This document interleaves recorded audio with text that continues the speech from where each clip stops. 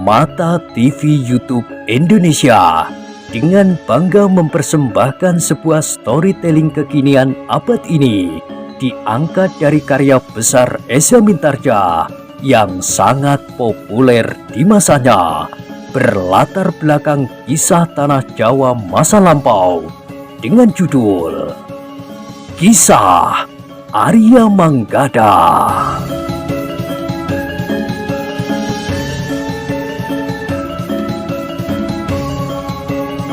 Pada kesempatan yang sangat baik ini, kita masuk pada episode yang ke-57. Selamat menikmati.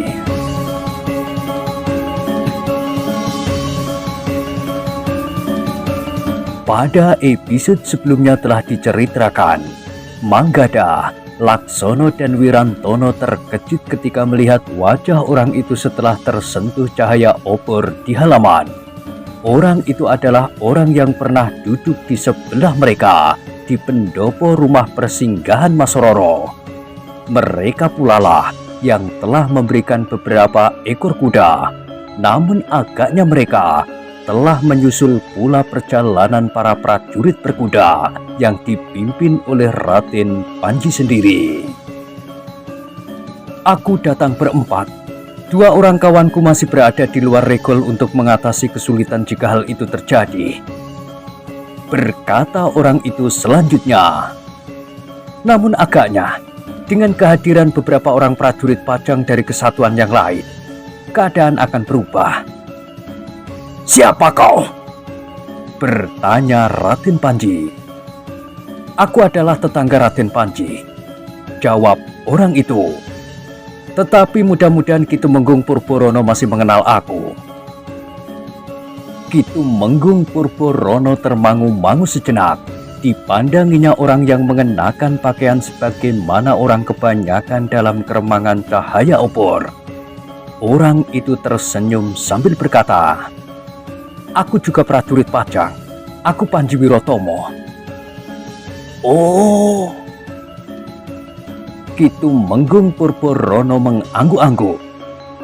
Maaf Adi, aku memang agak lupa. Sudah agak lama kita tidak bertemu. Sejak aku mendapat tugas dalam lingkungan prajurit Sandi, jawab Panji Wirotomo. Lalu katanya, nah, dalam rangka tugas sandiku, aku diperintahkan mengawasi tugas Raden Panji Prangpranoto. Beberapa laporan telah sampai ke Pajang tentang tingkah lakunya. Sebenarnya aku tidak perlu terlibat langsung dalam tindakan kewadakan. Tetapi aku tidak sampai hati melihat nasib gadis yang bernama Mas Roro itu. Ia mempunyai kelainan dengan istri Raden Panji sebelumnya. Agaknya gadis itu tidak pantas mengalami nasib yang buruk karena tingkah laku Raden Panji. Cukup! Teriak Raden Panji Prangpranoto. Aku tahu, kalian semua ternyata telah sepakat untuk menjatuhkan namaku. Agaknya kalian merasa iri hati akan keberhasilanku, serta kepercayaan yang aku terima dari Kanjeng Sultan di Pajang. Nah, sekarang sekali lagi aku perintahkan kalian untuk pergi, atau kalian akan aku hancurkan di sini, atas nama Kanjeng Sultan Pajang. Raden Panji, berkata Panji Wirotomo. Sudahlah, aku mohon Raden Panji bersedia meninjau kembali segala tingkah laku Raden Panji. Sementara itu Ki Tumenggung Purborono dan Raden Pusposari juga membawa pertanda kuasa Sultan Pajang. Aku pun memiliki pertanda tugas sandiku. Karena itu, bukankah tidak baik terjadi benturan kekerasan antara kekuatan Pajang sendiri, sementara Pajang baru berusaha untuk menyusun diri menjadi negara yang besar? Aku tidak mempedulikan sesorahmu, bentak Raden Panji Prangpranoto. Aku sudah cukup lama tinggal menjadi tetangga Raden Panji. Aku adalah saksi yang akan dapat mengatakan segala tingkah laku Raden Panji yang tidak terpuji bersama orang-orang yang bertugas bersamaku. Tetapi jika Raden Panji bersedia mengerti, maka sudah tentu aku tidak akan sampai hati menjerumuskan Raden Panji ke dalam kubangan yang dalam dan kotor. Apalagi aku tahu bahwa Raden Panji adalah orang yang pernah berjasa di sini, meskipun dengan cara yang agak kasar dalam menghadapi para penjahat," berkata Panji Wirotomo kemudian. Tetapi agaknya Raden Panji Prangpranoto tidak mau mendengarkan kata-kata Panji Wirotomo maupun Tumenggung Purpurono dan Raden Pusposari yang berusaha untuk mencari penyelesaian dengan cara yang lebih baik dari kekerasan. Bahkan kemudian Raden Panji itu berkata kepada para prajuritnya, "Hei anak-anak, bersiaplah. Kalian harus bermain-main lagi. Tidak dengan para prajurit yang sering merampok dan menyamut, tetapi dengan prajurit-prajurit Pajang sendiri yang ternyata tidak tahu paugeran dan dengan sengaja melanggar hak dan wewenangku. Tunjukkan kepada mereka bahwa kalian adalah prajurit-prajurit Pajang terpilih yang sudah berbilang tahun mengarungi medan demi medan dalam menghancurkan kelompok-kelompok penjahat di daerah ini. Ingat siapa aku. Aku adalah orang yang paling banyak memberikan hadiah kepada prajurit-prajuritku. Tetapi aku juga orang yang tidak segan-segan menghukum prajurit-prajurit yang tidak berbuat sebaik-baiknya dalam pertempuran, apalagi di hadapanku."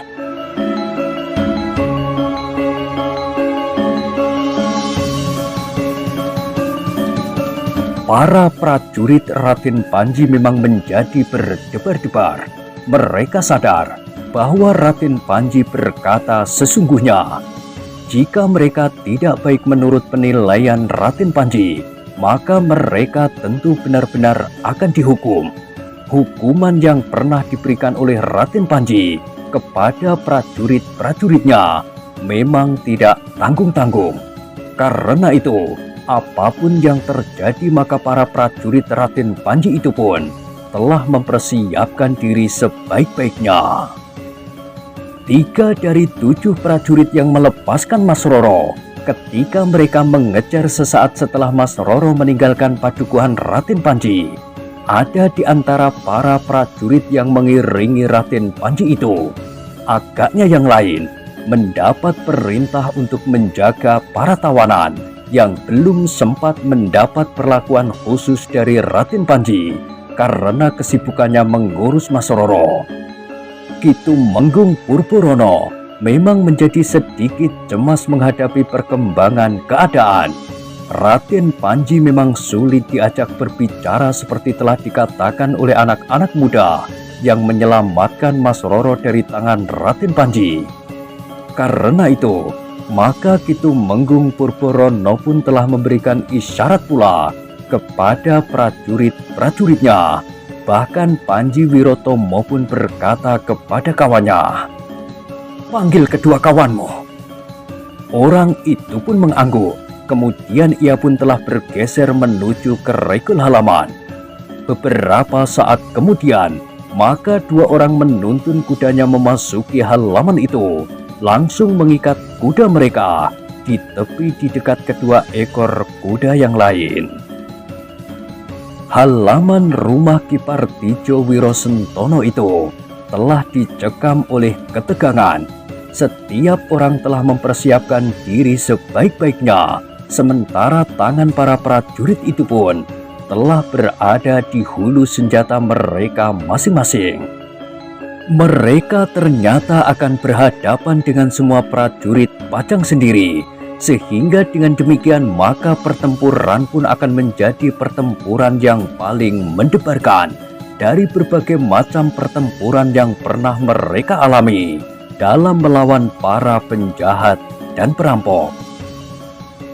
Dalam pada itu, dengan suara yang bergetar Raden Panji berkata lantang, "Anak-anak, tugas kalian adalah mengambil perempuan liar yang telah berkhianat itu. Siapa yang mencoba menghalangi, singkirkan dengan cara sebagaimana kalian lakukan terhadap para penjahat. Karena sebenarnya lah, setiap orang yang menghalangi tugasku di sini, aku perlakukan sebagai para penjahat." Wajah Ki Tumenggung Purpurono menjadi tegang. Dengan lantang ia pun berkata, "Aku masih memperingatkan kau sekali lagi, Panji Prangpranoto." Suara Ki Tumenggung memang berubah. Ia tidak lagi tersenyum dan berbicara dengan suara yang lembut, tetapi jawab Raden Panji. "Kesempatan terakhir bagimu, Tumenggung Purborono. Tinggalkan tempat ini." Namun suara Panji Wirotomo tidak lebih garangnya. "Aku berhak menangkapmu berdasarkan tugas dan wewenangku." "Setan kau!"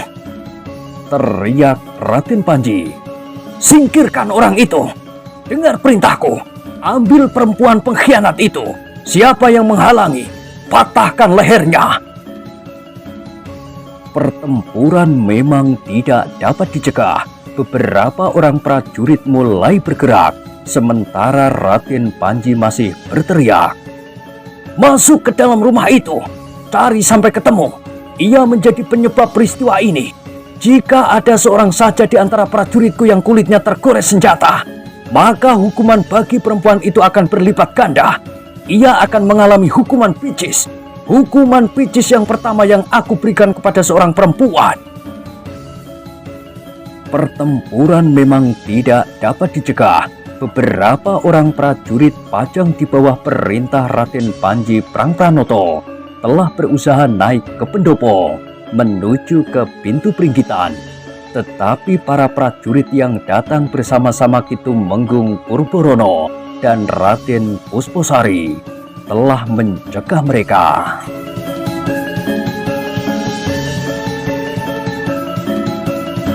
Sementara itu, Ki Partijo Wirosentono sendiri menjadi bingung. Wirantono yang gelisah menjadi termangu-mangu. Manggada ternyata masih sempat berpikir dan berkata kepada Wirantono, "Bawa ayahmu masuk, lindungi adikmu yang ada di dalam jika ada orang yang sempat menyusup." "Baik, aku dan ayah akan melindungi Mas Roro," berkata Wirantono. Ia pun segera berlari mendekati ayahnya sambil berkata, "Marilah, lindungi Mas Roro." Ki Partijo seperti orang yang terbangun dari mimpi yang sangat buruk. Sementara itu, Wirantono telah menariknya naik ke pendopo dan masuk ke ruang dalam. Di ruang dalam, Mas Roro dan ibunya duduk gemetar saling berpelukan. Mereka tidak tahu apa yang terjadi di luar. Mereka hanya mendengar orang-orang saling membentak. Tetapi Mas Roro tidak tahu pasti apakah yang mereka katakan selain teriakan Raden Panji untuk menghukumnya. Ia tidak mendengar jelas penjelasan Raden Pusposari tentang dirinya. Keduanya terkejut sekali ketika pintu tiba-tiba terbuka. Tetapi jantung mereka bagaikan disiram setitik embun ketika mereka melihat Wirantono dan Ki Partijo Wirosentono yang masuk ke ruang dalam. "Aku akan menemani kalian," berkata Ki Partijo. Wirantono pun kemudian berdiri selangkah di sebelah adiknya. Sekilas ia sempat memandang wajah yang basah itu. Baru ia menyadari bahwa wajah gadis itu memang lain dari wajahnya sendiri, lain dari wajah ibunya, dan lain dari wajah ayahnya. Ternyata ia seorang gadis asing, desisnya. Ki Partijo Wirosentono pun kemudian telah memungut senjatanya dan bersiap-siap menghadapi segala kemungkinan.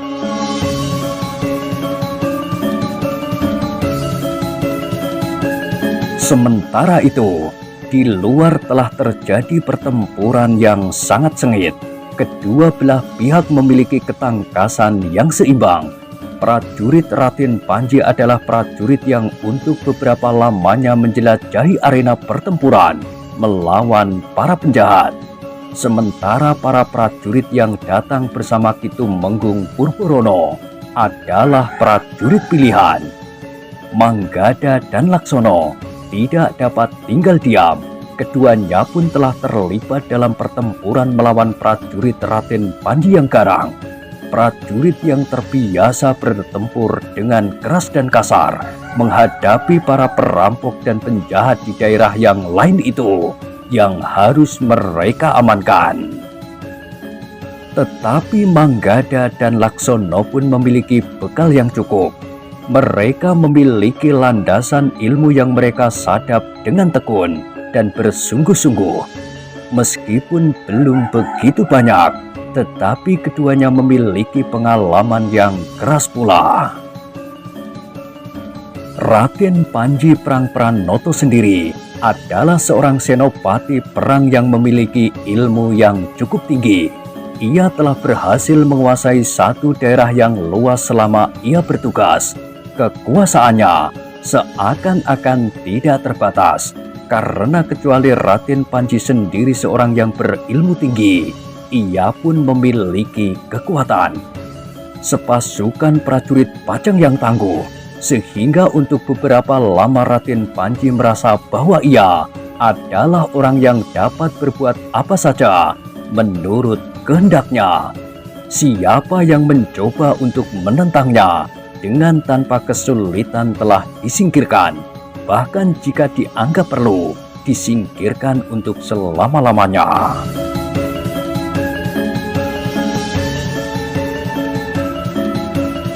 Raden Panji Prangpranoto memang tidak saja berkuasa untuk menentukan satu kebijaksanaan, tetapi ia pun merasa mempunyai wewenang untuk menghukum orang yang dianggapnya bersalah tanpa dapat dibatalkan oleh orang lain. Bahkan ia pun merasa tidak perlu untuk mendengar pendapat orang lain apabila sendiri sudah menganggap perlu untuk mengambil keputusan. Namun pada itu, di halaman rumah Ki Partejo itu, ia telah bertemu dengan seorang senopati yang juga seorang pilihan, Ki Tumenggung Purbarono, yang dengan sengaja telah menempatkan diri menghadapi langsung Raden Panji Prangpranoto. Beberapa orang prajurit Raden Panji dengan cepat telah bergerak ke segala celah-celah halaman itu.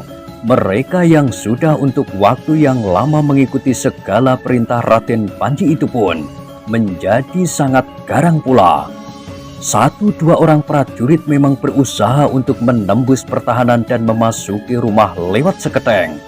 Namun para prajurit Pajang yang datang bersama Ki Tumenggung Purbarono telah menyebar, sementara Manggada dan Laksono telah ikut pula menghadapi para prajurit yang berusaha memasuki seketeng sebelah kiri. Sementara itu, Panji Wirotomo telah melibatkan diri pula dalam pertempuran itu. Sebagai seorang petugas sandi, Panji Wirotomo telah ditempa dengan ilmu kanuragan, sehingga ia sama sekali tidak menjadi bingung menghadapi prajurit-prajurit Raden Panji Prangpranoto yang berpengalaman luas. Raden Pusposari yang mendapat tugas untuk menjemput Mas Roro itu memang termangu-mangu sejenak. Bukannya karena ia menjadi cemas menghadapi pertempuran itu, tetapi pertempuran itu sama sekali tidak dikehendakinya.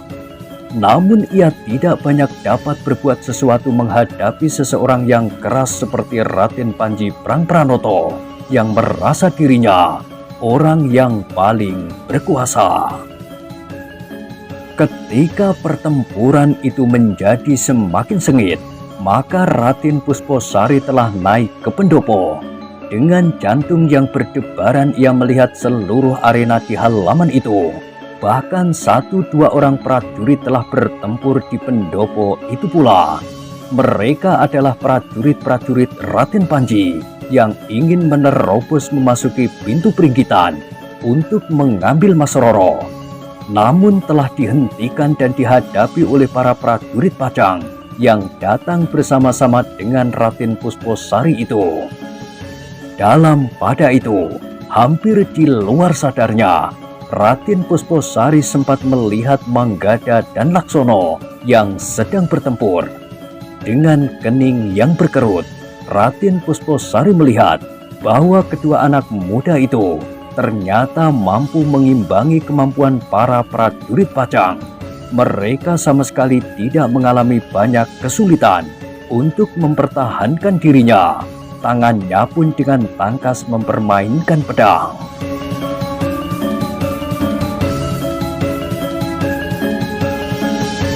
anak-anak muda yang berani, berkata Raden Pusposari di dalam hatinya.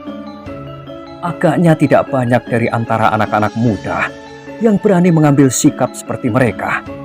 Di saat Raden Panji berada dalam puncak kekuasaannya, mereka berani mengambil langkah yang dapat membahayakan hidup mereka untuk melindungi Mas Roro yang diperlakukan dengan sewenang-wenang oleh Raden Panji. Sementara itu, Manggada dan Laksono memang sedang bertempur dengan sengitnya, masing-masing menghadapi seorang prajurit yang terlatih dengan baik dan berpengalaman luas. Namun kedua anak muda itu sama sekali tidak menjadi gentar, apalagi mereka sadar bahwa langkah-langkah yang diambilnya ternyata mendapat sandaran yang mapan. Justru seorang Tumenggung dari Pajang bersama pasukan kecilnya.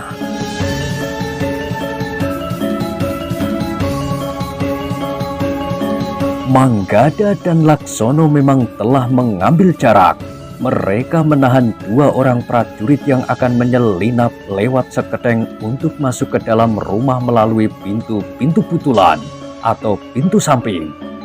Jika kedua orang prajurit itu berhasil masuk dan menguasai Mas Roro, maka segala bentuk perlawanan memang harus dihentikan, karena jiwa Mas Roro tentu akan terancam. Namun Manggada dan Laksono memang berhasil menahan kedua orang prajurit itu. Dengan ketangkasannya, kedua anak muda itu telah membuat kedua orang prajurit yang bertempur melawannya menjadi heran. Kedua orang prajurit yang bertempur melawan Manggada dan Laksono itu pernah melihat keduanya ketika Raden Panji mengunjungi bakal istrinya di rumah yang telah disediakan baginya. Tetapi berbeda dengan para prajurit yang menjemput Mas Roro dari rumahnya dan harus bertempur melawan orang-orang yang telah diupah oleh paman Mas Roro sendiri untuk mencegahnya. Mereka belum pernah melihat kemampuan kedua anak muda itu. Meskipun mereka mendengar bahwa kedua anak muda itu pernah menolong Mas Roro ketika gadis itu hampir diterkam seekor harimau, serta cerita beberapa orang kawannya bahwa anak muda itu telah mempertaruhkan nyawanya di saat Mas Roro dijemput dari rumahnya. Namun mereka tidak mengira bahwa kedua anak muda itu mampu mengimbangi mereka, prajurit yang berpengalaman. Karena itu, maka kedua orang prajurit itu pun kemudian telah mengerahkan segenap kemampuannya. Seorang di antara mereka berkata, "Anak-anak muda, sebaiknya kau tidak usah ikut campur. Kau bukan sanak, bukan katangnya. Jika perlawanan ini dilakukan oleh kakaknya, maka hal itu masih dapat dimengerti. Tetapi kau bukan. Karena itu, kami memberi kesempatan kepada kalian berdua untuk melarikan diri jika kalian ingin selamat."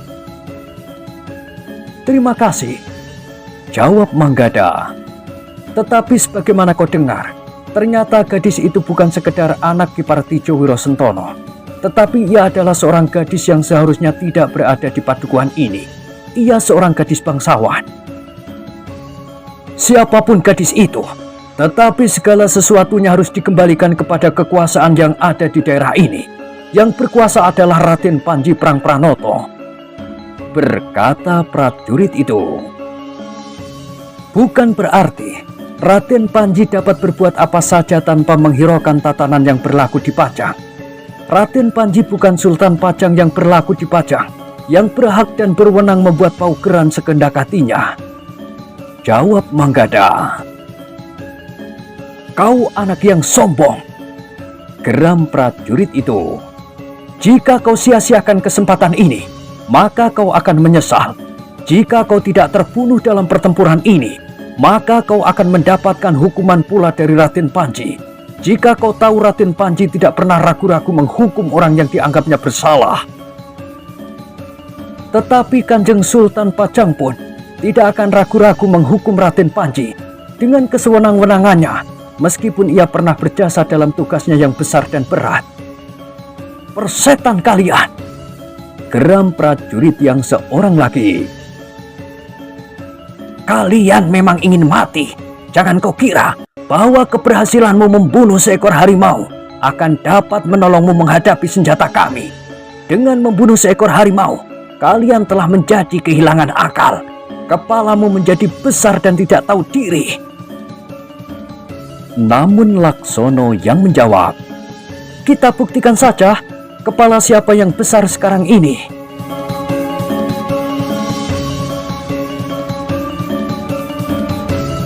Prajurit itu menjadi marah.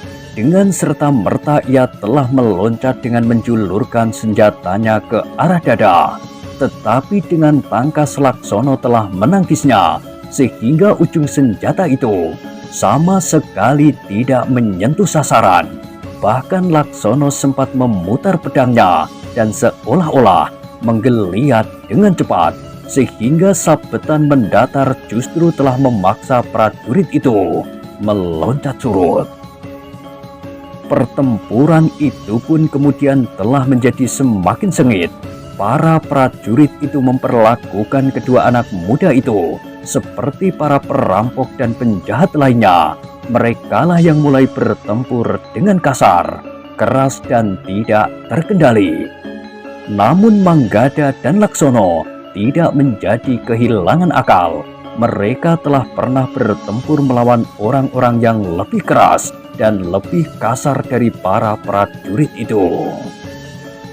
Raden Pusposari menarik nafas dalam-dalam, namun ia harus bergeser ke samping ketika seorang prajurit menyerangnya dengan tiba-tiba.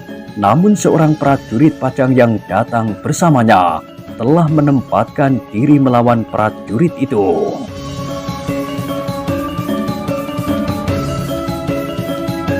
Sementara itu, Raden Panji Prangpranoto yang bertempur melawan Ki Tumenggung Purburono menjadi semakin keras pula. Ternyata Raden Panji memang seorang yang berilmu tinggi. Dengan tangkas ia berloncatan di seputar lawannya. Meskipun Raden Panji itu nampaknya sudah mendekati usia lanjutnya, namun ia masih seorang senopati yang pilih tanding. Tubuhnya yang tua itu masih mampu melenting dengan ringannya, seakan-akan tidak digantungi bobot sama sekali. Senjatanya berputaran dengan cepatnya, sekali mematuk dan di kesempatan lain terayun dengan derasnya. Tetapi lawan yang dihadapi adalah Ki Tumenggung Purburono, seorang Tumenggung yang pilih tanding. Selain tubuhnya yang meyakinkan, Ki Tumenggung pun memiliki bekal ilmu yang tinggi. Sebagai seorang senopati perang, maka Ki Tumenggung memiliki pengalaman yang tidak kalah luasnya dari Raden Panji Prangpranoto. Meskipun Raden Panji memiliki kecepatan gerak yang tinggi, tetapi Ki Tumenggung sama sekali tidak menjadi bingung. Sementara itu, di ruang dalam, Ki Partijo Wirosentono dan Wirantono menunggui Mas Roro dengan jantung yang berdebar-debar. Namun tidak ada niat mereka untuk meninggalkan ruangan itu dan untuk selanjutnya mengungsi ke tempat lain. Di halaman sudah terlanjur terjadi pertempuran. Karena itu, keduanya justru tidak lagi merasa takut kepada Raden Panji Prangpranoto. Apalagi ada beberapa orang saksi yang juga datang dari Pajang.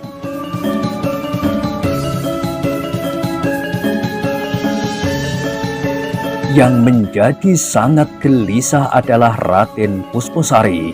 Ia sama sekali tidak menghendaki pertempuran seperti itu terjadi. Namun ia pun tidak dapat mengingkari kenyataan bahwa Raden Panji Prangpranoto sama sekali tidak mau mendengarkan pendapat orang lain. Ia menganggap bahwa kebenaran itu hanya ada pada dirinya.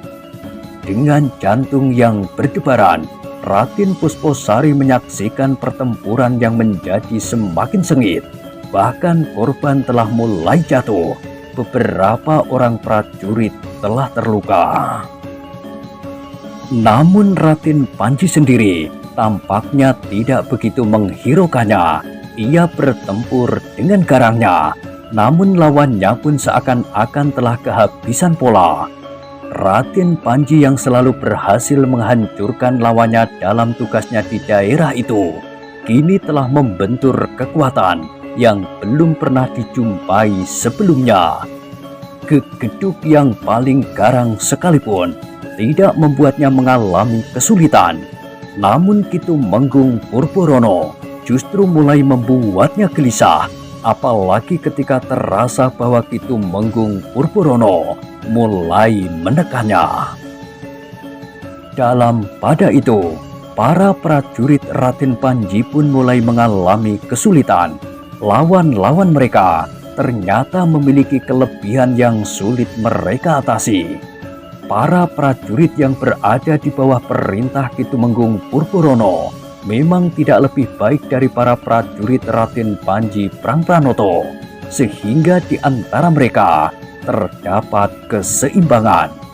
Tetapi para prajurit yang harus bertempur melawan Panji Wirotomo dan kawan-kawannya dari prajurit Sandi Pajang harus memeras tenaganya untuk dapat mengimbangi mereka.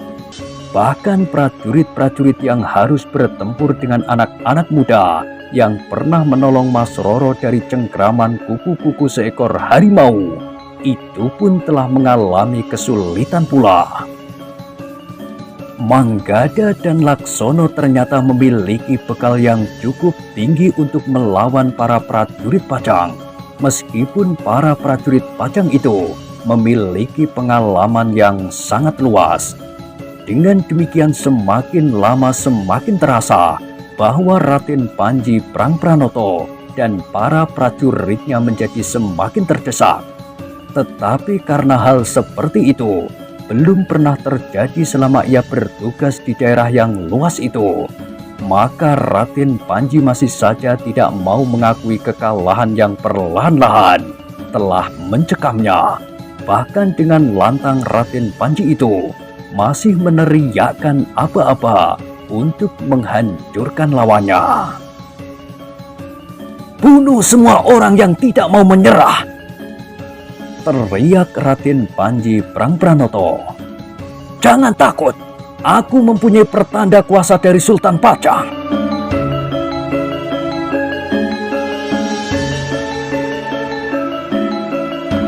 Namun para prajuritnya yang tidak pernah gagal melaksanakan perintah Raden Panji itu mulai menjadi gelisah.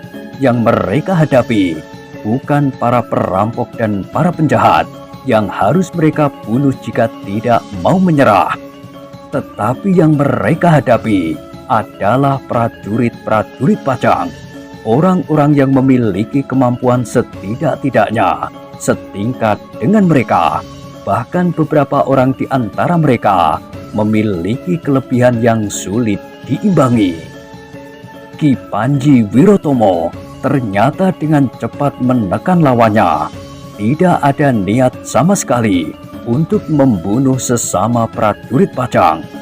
Namun Panji Wirotomo tidak dapat berbuat lain untuk menghentikan perlawanan prajurit Pajang itu tanpa melukainya.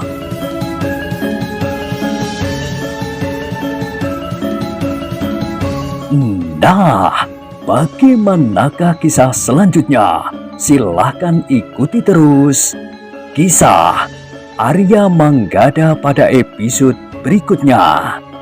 Sampai jumpa.